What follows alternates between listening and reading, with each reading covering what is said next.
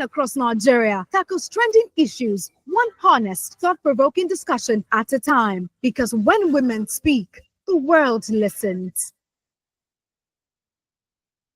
All right, a very beautiful morning to you. Thank you so much for staying tuned and, of course, joining us this morning on the program HerLens right here on Women Radio. All right, HerLens is a program where we get to discuss, dissect, and disagree on topical issues right here on Women Radio, and it comes to you from Mondays to Fridays from 9:05 a.m. So sincere apologies. We're starting behind schedule today. We know how it is sometimes, but we're here. All right, and of course, we're going on with the program. My name is Rose Yusuf Kaiser. All right, so once again, you're welcome to HerLens, and with me this morning is Ibinabo Dixon. Good morning, Ibinabo. How are you today? Yeah, good morning, Rose. It's great to be here. Good morning to all our valued listeners. And the weather and everything. But we are here. We are glad you are here. Thank you. All right, you're very much welcome. Yesterday we kind of missed you because we continued on the discussion on the organ harvesting, issue yesterday, and I knew that you had some things that you wanted to add to it, so we just had to deal with it with Buki yesterday. But it was all good. Thank God we have you today. All right, so to be a part of the program this morning, you can dial 07000 917 917. You can also dial 09155 917 917. To send those messages, you can send in your messages to 081. He just cut short his life. It's not funny, but I'm just looking for the exact words, because sometimes you hear people throwing you warnings, but it just falls into deaf ears, because as far as you're concerned, you just probably are just trying to celebrate yourself or trying to just be youthful and all of that. So well, it could actually be a lot, especially for the fact now this young man lost his life just in the course of celebration, and it's he's a Unilag student. Okay, so I mean, when I was reading through the story, it just got to me in some kind of way. So Unilag student drowned, and he was about to start his final teaching practice. I think this happened. He was supposed to start, I think, on Monday, because this happened on Thursday, if I'm not mistaken. Now, that was last week. Now, the report says that university students in Lagos, or University of Lagos students, Damilola Balogun, drowned during a celebratory trip to a beach in Lagos on Thursday. That was last week, Thursday. And he was to start his final teaching practice on Monday, September 29, 2025. A colleague has disclosed. Now, let's recall that Balogun was swept away by a powerful wave while enjoying himself on the beach in Ibejuleki around 2 p.m. on Thursday. He was a 400-level student of Department of Education. The deceased had just been elected as the president of Nigerian Universities Education Student Association Unilag chapter. Now, in a celebratory mood, all of them decided to go to the beach to celebrate. All right. And while he was there, he decided to go into the water, just to have a feel of it. As we know, when you go to the beach, you would want to have that. But then, he gave his phone to somebody to take him pictures, and the person kept warning him that, come on, the current is quite strong. Why not leave this thing? The current is quite strong. Don't go there. But he didn't heed to the warnings of the person, and before you know it, he drowned, and his body was found, I think, two days later, after all of that. So this is just to help us, to remind us that sometimes we take decisions that could just just cut short our lives, or put us in deadly situations. Let me put it at that. Okay, in situations where sometimes we can't even find ourselves out of it. So as young people, sometimes we don't hear advice, or we don't get, and sometimes this actually does into trouble. So I'll just want us to talk about this, and maybe draw the ears of our young ones who are listening, that it's not every decision or anything that your body just feels like doing at that moment, at the spur of the moment, and you just want to go ahead and do it. Sometimes, even when it's coming to you, like with all the range of energy that you have and all of it, just maybe give it a thought. All right, give it a thought, especially when you have more than one or two people warning you against it. Maybe you should sit down and give it a thought. Ibinabo, let's hear your thoughts on this particular story. Okay, so when I saw that story, it was very disheartening because that was a promising young man who has put in a lot, you know, he has put in a lot in his studies, and he seemed like someone who was going to have a very, very fantastic career and very fantastic future. But unfortunately, when you are overexcited, when you are not able to take charge of your emotions, and then when you throw cautions to the wind, and you have decided not to take warnings from, sometimes, like I always tell people, just like footballers, when they are on the pitch playing, yes, they are good, they have been trained and everything, but it is the spectators, it is the coaches and those on the bench that would see your mistakes, and that will see how best to advise you. And if you don't listen, you're going to get into trouble. What am I saying? This young man was actually warned by his friend who was supposed to take his pictures, but he did not heed the warning. He went ahead and was swimming and everything. You see, when you go out to such places, you have to look at the waters. You understand? I remember there was a time we went to the beach. I went to the beach with my children some years back, and I was looking at the waters. The last time we were at the beach, the water was a bit far away. The shore seemed wider, but this time around, the water was very, very close. So I was beginning to think maybe I should just take my children away from here, because I don't know, let a very high waves not come and sweep everybody away. And I heard from someone who sat beside us who said, this water, hey, is getting fuller and fuller and everything. So I was very cautious. I monitored everybody. And by the time I realized that it was getting closer and closer, I said, yeah, at time, yeah, let's go, let's go. And we left. I remember I think what gave me that phobia mostly was what happened when I was just in school. I just got into a higher institution, and in somewhere close to where I had my residence, there was this boy who I don't know. I think he organized the beach party or whatever. They were quite little children. That boy couldn't have been above 17 years or even 16. And they went with much younger neighbors. They went to the bar beach, the old bar beach. And for this boy, the little I knew of him was the fact that he would love to overdo things. He would love to, even when they playing around as children, he was very daring. And the mother, excuse me, the mother was there. She was the landlady of a house opposite where I had my hostel. So this boy was always, he such a child. You don't allow him go to places where there wouldn't be anyone to monitor him.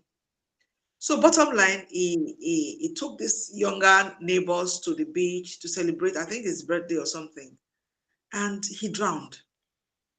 The story we heard later was that he was swimming, and even the I think the security people at the beach warned him that the waves was becoming too rough. So much. Yeah. He should come out. They said, no, that is from this and that. It was just boastful, and you were just a teenager, maybe 16 or at most 17 years. Eventually he drowned. It was a very sad story because he was an only child. And the mom even gave birth to him in later years. So you can understand, you can imagine the trauma, the pains and everything. And she made the police arrest these underage children and so on and so on. Eventually, community members intervened and told her, look, these people are much younger than your son. So how could they have? And then it was in broad daylight. There were other people there, and there were Yeah. investigated. It was, it was mentioned that this boy was cautioned, but he didn't take caution and all of that. Yeah. So you see, when we go to places, not necessarily the beach, even when Mm. we are, sometimes when I'm on the highways, I see these younger people, the way they speed, the way they throw caution to the wind, and all of that. Life has no duplicate. You At can't all. throw cautions to the wind. You're going to be endangering yourself. And when you are gone, you're going to leave a lot of pains behind for your families. So Mm-hmm. this is why, parents, we cannot keep quiet. We have to keep talking to these children because some of them are always ahead of themselves. They do Yeah. things excessively. When you warn them, they feel that if they heed your warnings, that means they are weak. See, heeding the warning of people does not mean you are weak, does not show you as somebody who doesn't know what he or she is doing. But it shows that you are very intelligent because sometimes you are doing something, you're not seeing the danger ahead. The people Yeah. watching you are seeing you and knowing that if you go any further, you're going to get into trouble. So when they caution you, please adhere and stop this strong head and all of this. No, no, no, no, no. I know how to do this thing. You can't tell me what to do. I've been doing this thing for forever and all of that. It's very painful. Look at this young man. A lot has been put in place for him. He was supposed to start a teaching class. He was supposed to do a lot of things. He just got elected as a student president and everything. I mean, it's that I commiserate with his family members. I commiserate with his colleagues, his Mm. you know, everyone who knew him. It was a very painful death, and it was a needless death. And that Yeah. is where I'm coming from. Sometimes some things that happen to us are very needless. I mean, we could have averted some of these things. Had it been that I mean, if you are warned, please take it. It doesn't mean, or does it mean I don't know what I'm doing? It doesn't mean that. It means you are intelligent, you are smart, and you want to survive, you want to live, you want to be alive. Because life does not have a duplicate. If you do not take the It doesn't. advice being given to stay alive, you are going to unalive yourself. And you're going to leave your Yeah. family members in pains, frustration. Okay. So please, I know that there's this exuberance in our youth and all of that, but wisdom is profitable to the right. I mean, as a young person, learn to know when to draw the line. Learn to appreciate when people try to call you to order. It doesn't mean they are controlling you. It doesn't mean they feel that you don't know what you are doing. But there's always this voice that will Mm. caution to stop you from getting into danger. And when you play deaf to this, to such warnings, the results might be very, very dangerous, and the aftermath would be, be very, very, very, very painful. So please, wherever you are, whether you're an adult, you are a young adult, or you are a child, please take advice. Take when caution. Always remember that you cannot afford to throw caution to the wind. The Please, wind. Yeah. that Okay. really. And It is. Yeah, go ahead, please. There I wanted to say that, when you talked about needless death, there are lots of death that we could have avoided, that we are mourning today, that we are saying, oh, if only we knew, we would have avoided some. So there are a lot of accidents that are avoidable. There are a lot of things that we can actually avoid if only sometimes we just, understand better, or maybe even understand it from the place of the person that is giving the warning. As my father would say sometimes, Even if you don't understand what I'm saying, just do it. Just do it because you know that I have more experience than you. So I have been in your place, and don't ever think that whatever you are telling me, I don't understand. Well, I might not understand maybe the language, but trust me, you have communicated and I have understood it from my own point of view. And if I'm telling you yes, if I'm telling you no, then you should understand that I know what I'm saying. If not for anything, at least put my experience into into consideration. So sometimes we need to actually, learn to avoid some things, learn to avoid some decisions. It's not by force.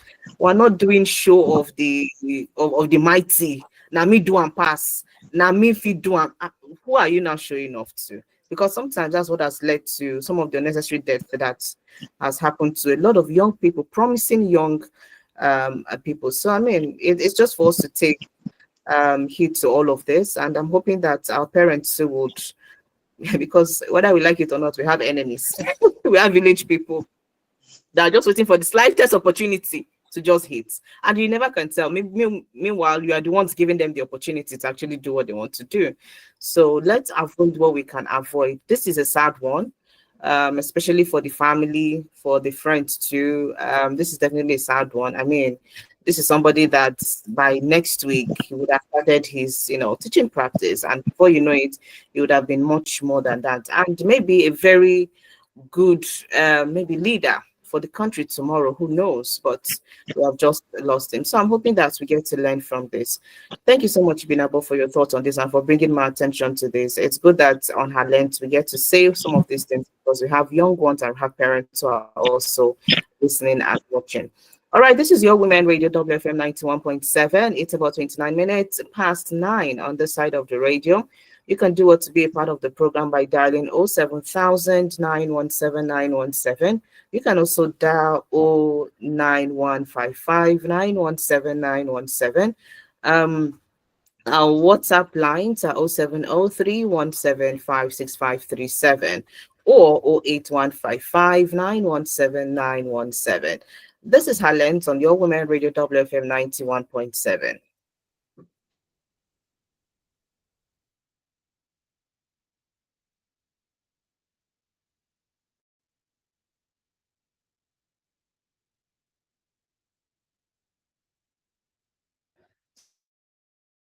With Better Play. Get ready to turn 500 naira into a 200,000 naira daily jackpot. Yes, you heard me right.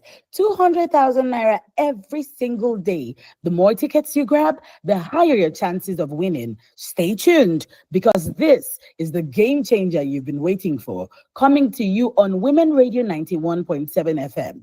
Are you ready to play and win big? Kí ló ń sún ọpọ́n ìrẹsì jọ̀lọ́ọ̀fù lọ sípele ìgbádùn tó ga? Ṣé tí wọ́n bá sè é pẹ̀lú kóró náà fún àdùn tó kà màmá yẹn ni?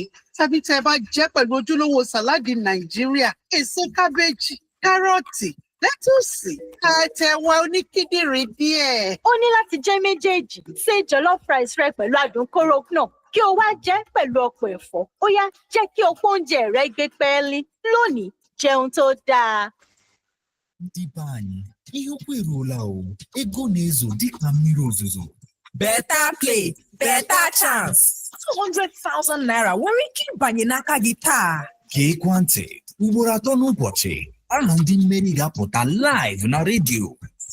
Naanị 500 naira nwere ike iji merie ruo 200,000 naira kwa ụbọchị. Sonye na Better Play ugbu a ma gee ekwentị na redio mọkụọ elekere 10 nke ụtụtụ, elekere 2 nke ehihie na elekere 6 nke abalị kwa ụbọchị.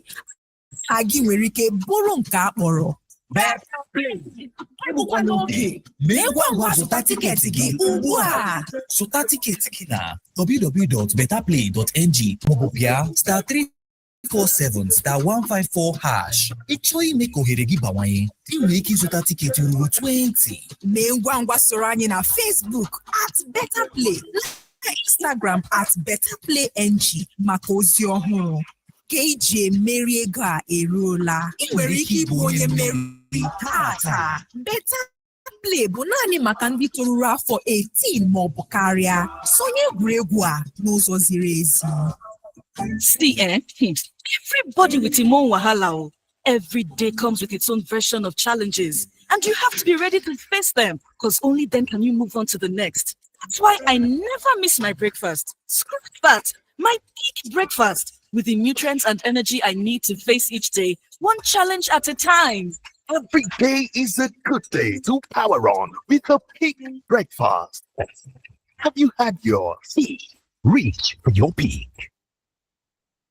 This October, the voices of women will unite in a powerful call to action as Nigeria rises. Join us on Thursday, October 2nd, 2025, at the NAF Conference Center in Abuja, Nigeria, for the Night Voice of Women Conference and Awards, VOW 2025. Speakers include Vice President Kashim Shatima, GCON, Right Honorable Tajuddin Abbas, Speaker of the House of Representatives, Right Honorable Benjamin Kalu, Deputy Speaker of the House of Representatives, Ponzile Nlambo Nkuka, former Deputy President of South Africa, Imam Suleiman Ibrahim, Minister for Women Affairs, Barrister Inkiru Onyediocha, Minister for State Labor, Adija Adeleye, Kafilat Ogbara, Erelubisi Fayemi, Ansatu Adegbite, Sherifat Taliat, Ebere Mfendu, Gileva, British Deputy High Commissioner. VOW 2025 is a strictly by invitation event that celebrates the power of collective action, where women rise together. This initiative, spearheaded by the Voice of Women Empowerment Foundation, is in collaboration with Women Radio 91.7 FM and supported by the MacArthur Foundation, Amandla Institute, First Bank, LIRS, NIMASA, and Asha Microfinance.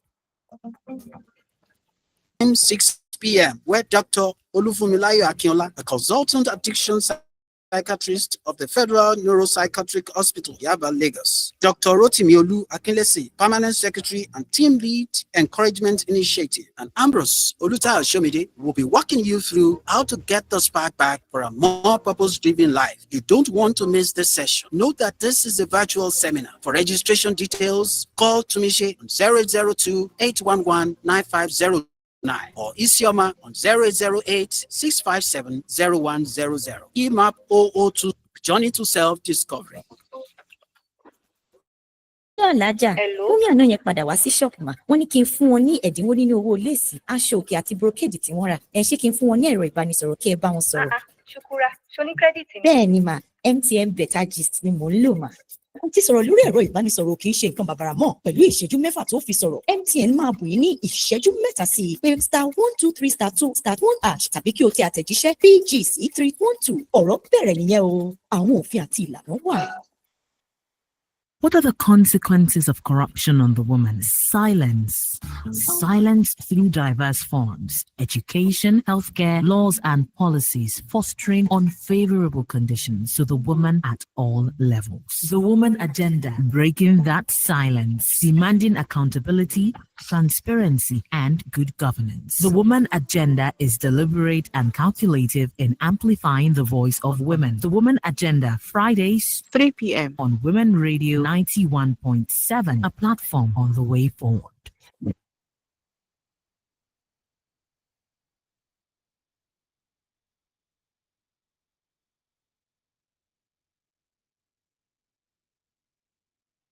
We play Nigerian song. Every time. All the time. WFM 91.7. All right, you're tuned into Women Radio WFM 91.7. This is Nigeria's first radio station for women and their families. This is the voice of women. My name is Rose Yusuf Kaiser, and of course, you are tuned into Women Radio.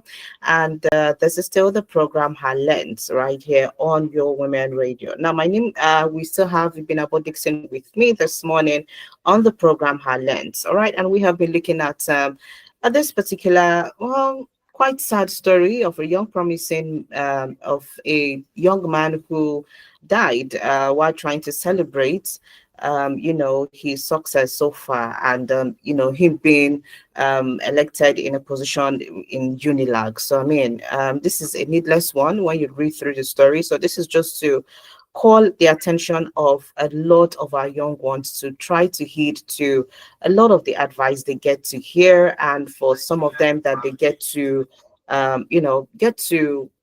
not take some of the advice they get to not take, because sometimes taking it means saving your life, at some point.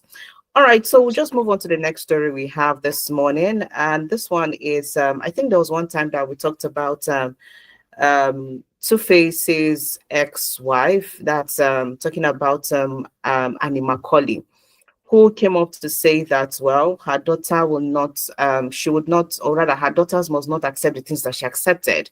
She would make sure as a mother. And, this man came up on social media and started talking about how most times African men or Nigerian men, some Nigerian men, some African men have actually boxed women into a particular box and want them to behave a particular way. Of course, when they get kids, if we don't treat them right, when they get kids, they would not let their kids go through what they went through, because they would advise them better and they would tell them, no, don't take this one, don't take this one, don't go this lane. If you see a man behaving like this, don't do so. Now, Annie is in a very good position to let her girls know that, see you, if a man is doing XYZ, don't go this way. And if at least to a very large extent, she would empower them with all of the information they need to make better choices than she did. So that's why a lot of times when you see the young girls we have, you see the young women we have, the decisions they make now on, based on relationship, based on marriage, it's probably where their parents are coming from. It's probably where they have seen what the mother have gone through. They must have seen what the father have gone through. And they've told themselves, me, I cannot. Even me, self, as I did like this, there are some things I'll just look at my mom and say, now me, I no fit. Even my dad will say, Rose, calm down. I say, no, I beg you. That one is it's you people that did it. But as for me, I cannot, because I can't see myself going through all of that. I just cannot see myself going through all of that. So that's a lot for that's what we get to see. And sometimes my dad will also say,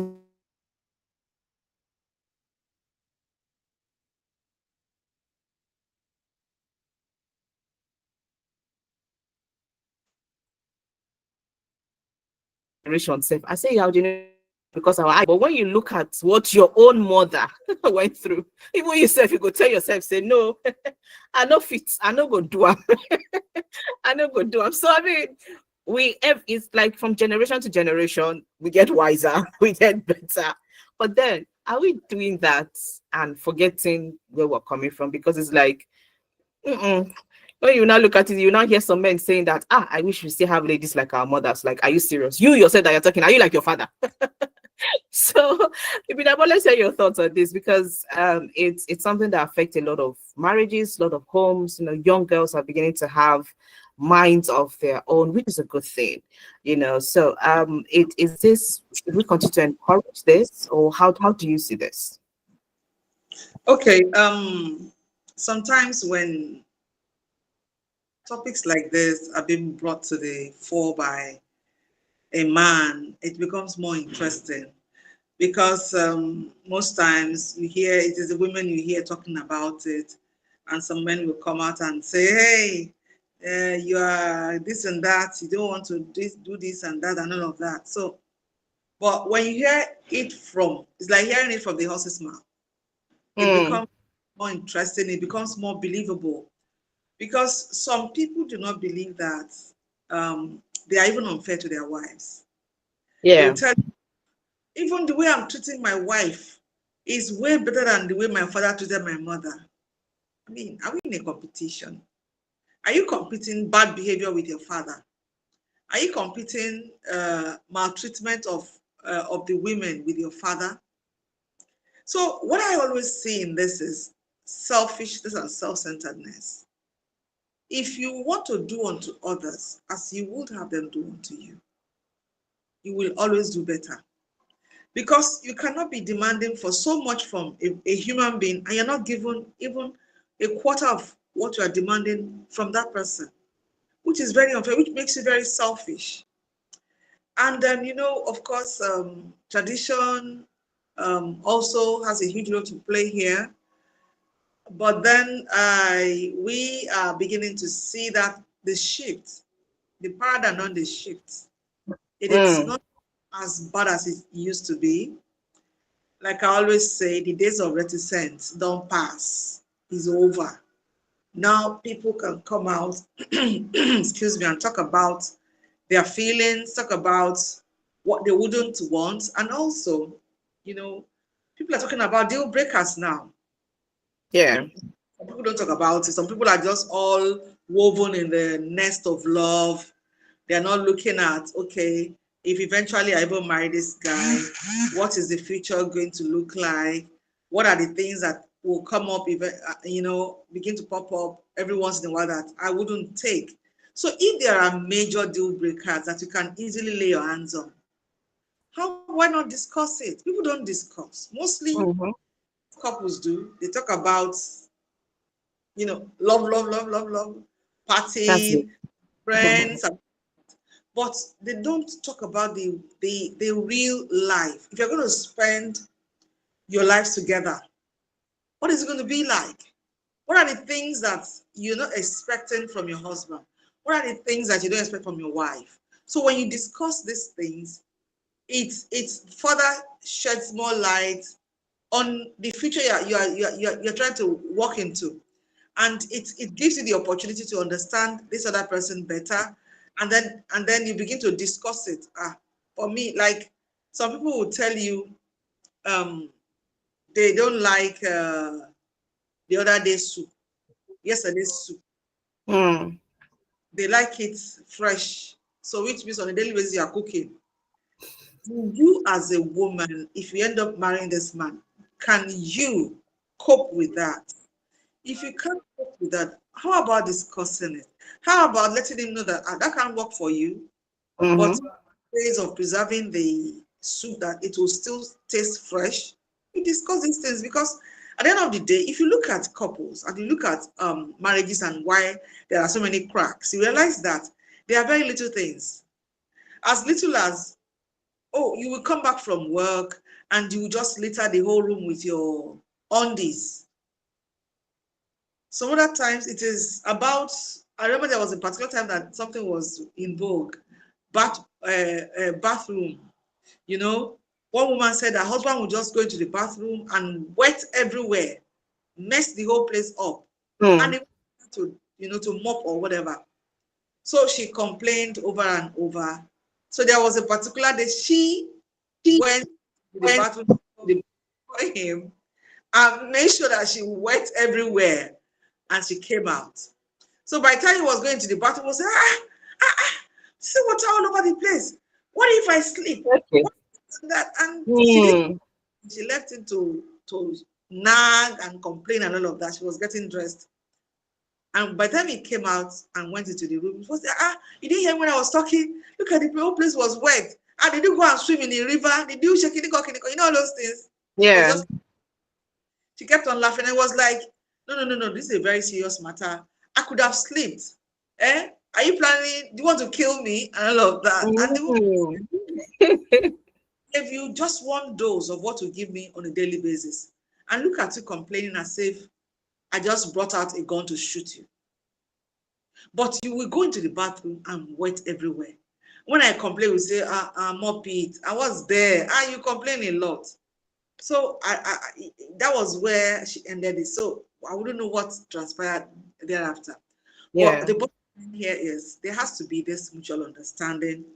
You have to know the dark sides of your spouse and how to deal with it, and it should be discussed. Definitely, you can't discuss everything, but there's some very elementary, very basic things that you can discuss. Like when we start having children, how do we take care of them? Because you as a husband, you work, your wife works. So who's going to take care of them? Some men will tell you, I can't have a stranger in my house. That means you can't have a house help. So how do you take care of the children? Are you saying that she has to quit her job? Does she want to quit her job? So there are some very, basic, issues that should have been discussed before the marriage. But because of this lovey-dovey thing, all sweet, all cake, all chocolates, and all of that. So nobody's looking at the real life. And when you get married, then the real life sets in, reality sets in, and then you begin to have issues.